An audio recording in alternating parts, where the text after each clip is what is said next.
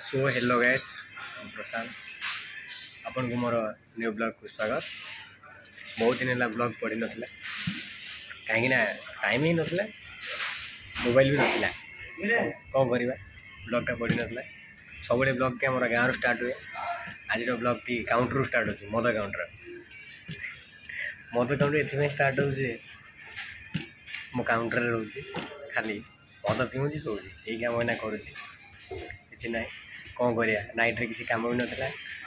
आमर counter T close हो counter कहीं भी ना मुझे एकुटिया बही मोर भाई जड़े बही देखो ए दिना दे हाय कर दे हाय भलसे हाँ देखी पारे आमर बार टी सब ग्लास थुआई ये हूँ आमर बार डिस्प्लेटा मद लगे लगे मर्णिंग लगे तो 12टा होगा आमर मद सब डिस्प्ले करागला।